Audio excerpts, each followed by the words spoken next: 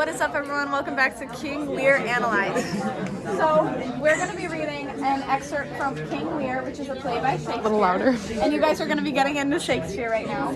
So, for kind of like some context and a little bit of summary for what they have to put it over, this is only Act 1, Scene 4, so we're not that far into it. But you're reading about King Lear, who's the king of Britain, and he was once very honorable and responsible, and he reigned throughout all his life. But he's getting like pretty old now, especially considering like back then people died at like 40. He's like really old. He's really pushing it. So as he's going on his own age, he doesn't want all these like responsibilities, and he doesn't have any like motivation to keep being king. But he still wants to keep like the title, like he still wants to be known as king. He just doesn't want to make all those decisions. So he decides to split the kingdom between all of his daughters, and in order to do that, he puts them in a lineup, and he's like, okay, each of you have to explain how much you love me.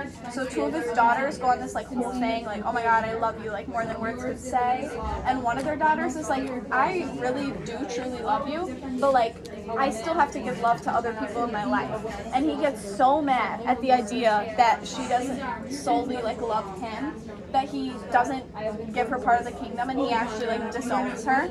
So he splits it between her two older sisters. So here, this is a scene with King Lear and his fool, which is kind of like a jester. He kind of follows him around, and he's ironically like one of the smartest characters, but his name is Fool. So here you can see that he explains and like criticizes Lear's decision to split the crown. So now they're going to do a reading of it.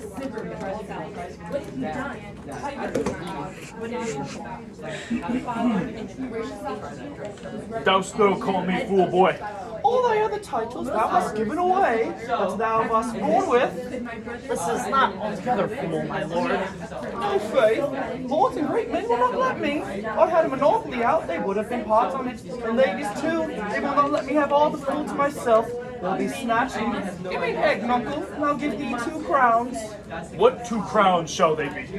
Why, after I cut the egg in the middle, and eat the meat, the 2 crowns of the egg. When thou clovest thy crown in the middle, gavest both parts, thou borest thine ass on thy back over the dirt. Thou hadst little wit in thy bull's crown, when thou gavest thy golden one away. If I speak like myself in this, let him be wit, that first finds it so. Fools have ne'er less grace in here, for wise men are grown foppish. They know not how their wits to wear, the manners are so offish.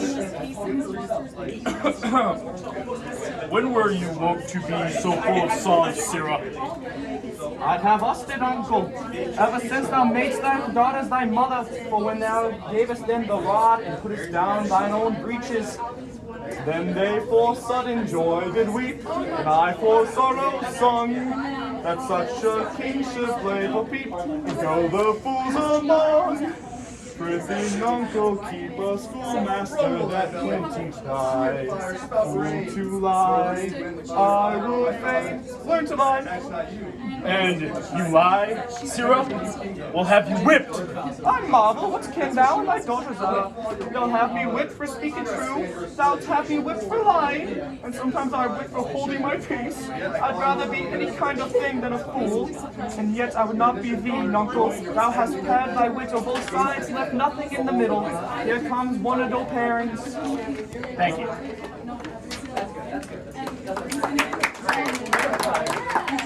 So now we're going to give you guys some tips to kind of help you analyze Shakespeare, like in general, but also like according to this text.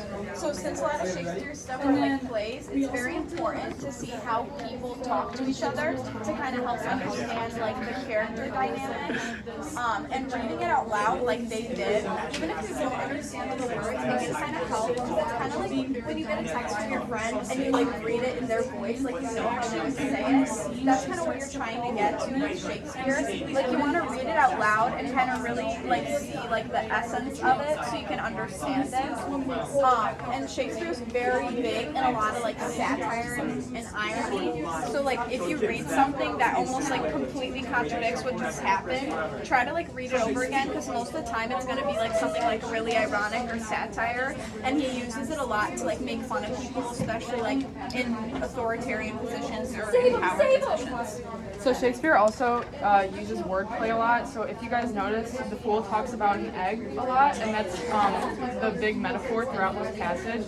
So you really need to understand what the egg symbolizes. So here the egg would symbolize like the splitting of the crowns. And because he uses an egg, the fool uses an egg, he's kind of emphasizing like the foolishness of like splitting the kingdom like that. So you guys just need to like make sure you recognize the metaphors and the stylistic choices that Shakespeare uses in order to like fully get a grasp of what the play is about. Yeah, so even if you can't like read it out loud and get all this stuff, it's really helpful to either read with a friend or look up an audiobook. There's a lot of like colleges that will perform like Shakespeare plays and stuff, so you can kind of like get more of like the vibe off of what they're saying and kind of gain that like deeper understanding.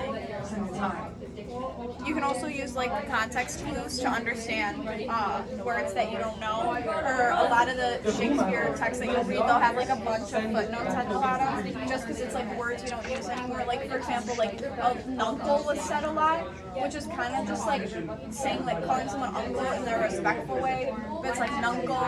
So if you kind of like haven't heard that before, it can be confusing. But usually the footnotes will kind of get a lot of that stuff out of the way. Yeah, and you guys can also see it in the first line where he says, "Dost thou call me fool boy?" So you can kind of notice that it's a question, so you can interpret dost thou, do you, you know? So just try to use the words around it, the text around it in order to fully understand it. Another important thing is Shakespeare uses like apostrophes a lot, like in place of a letter. So you'll see like he said like over a lot and like I the middle. That's like lines 13 through 15. So if you kind of see that apostrophe, think of what the whole word will be. Because usually in class we just read the whole word out loud because it's like thy crown in the middle. So if you see that apostrophe, you just like push out there just like in place of a lot of letters. And with the structure, the punctuation goes along with that, but when you read it, make sure that you go by punctuation instead of by line, because sometimes people in class read it by line, and then you get like tripped up with the flow of it. So if you guys, when you guys read Romeo and Juliet, make sure you read it to the punctuation, and that's like how you would do it with the poems, so I'm sure Smear's taught you. But yeah. Do you guys have any questions? Anything you don't understand in this? Any extra analysis? So let's see, in line 167, they use the word gavest. Kind of confused as to what that means. So for there, he's Davis, he's using it as kind of like when he gave. So like, yeah, so just when thou gave the golden one away. So that's just all that means there. Anything else? Anything else you need touched up upon? Any other tips you might be asking for? Have you guys started reading Romeo and Juliet? Yeah. How's it been? Like understanding words? It's definitely slow, but it's interesting. Yeah, don't be, also make sure you keep strong notice on the stage directions there, because it is, after all, a play, so that also gives also motivation to maybe how a character would say something based off like what the situation is, so you know it's like, because in reading it's hard to tell tone sometimes. So I have a question.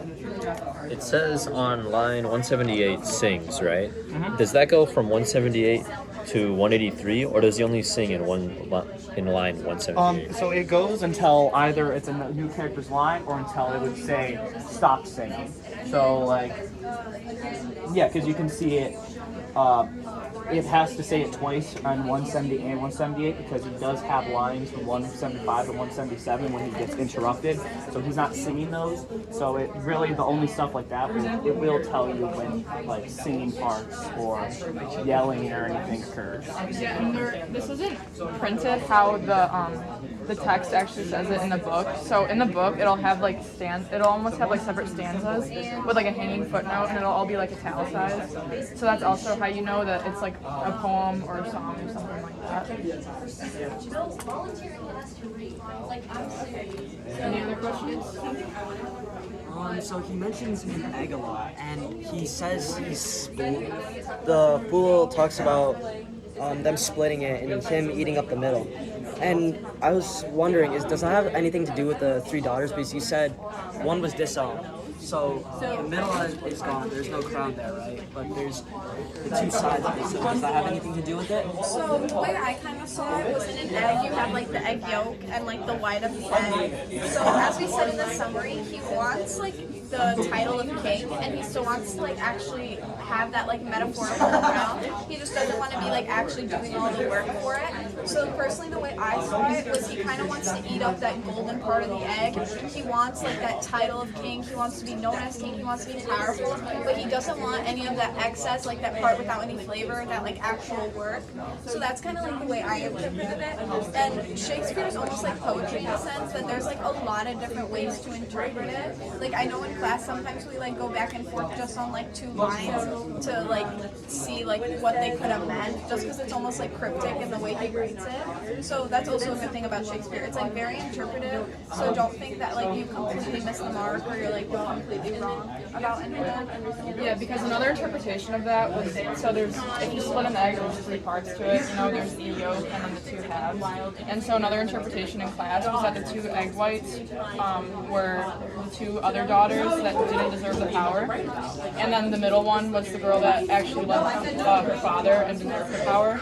So that's why the golden egg yolk would like represent that. So yeah, those are like 2 different interpretations. Or we even talked about the eggshell. If you break an egg in half, it almost looks like a little crown. Like you can put it on your head. So there's like so many different things. And then one thing that I want to add is that with Shakespeare, you also need to look at like the actual like titles of characters, because I mean you have the fool right here. The fool is talking.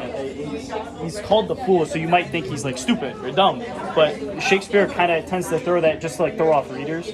But the fool is actually one of the most like intelligent and like non-cryptic characters ever, because he's kind of just poking fun at all of these higher ups that are like just control freaks, like they're not doing their power right, and he's the one who's actually like giving good advice. So just make sure that you really look at the characters themselves and what they're really saying, and it kind of contributes to the story as well. And then one more thing I do want to add is that with Shakespeare, there is like a little footnote section at the bottom of each page, and it really helps. We didn't include it on here just because this was a short little excerpt, but we do. There usually is a little footnote at the bottom that has a bunch of different words that were footnoted in the slide or in the page, and it really gives you a better context on like what that word is, because let's be honest, this is from a time way before us that all the English is not really there, so it really helps with kind of deciphering what specific words means, and it really helps the story overall. So have you guys used any of the tips we mentioned, or do you think these will be helpful in your reading? Yeah, this I think this will definitely help with Shakespeare for Romeo and Juliet. They're already fucking confusing, and it's definitely great to know all this so that I can read it better. Good, I'm glad we could be helpful. Thank you. Thank you guys.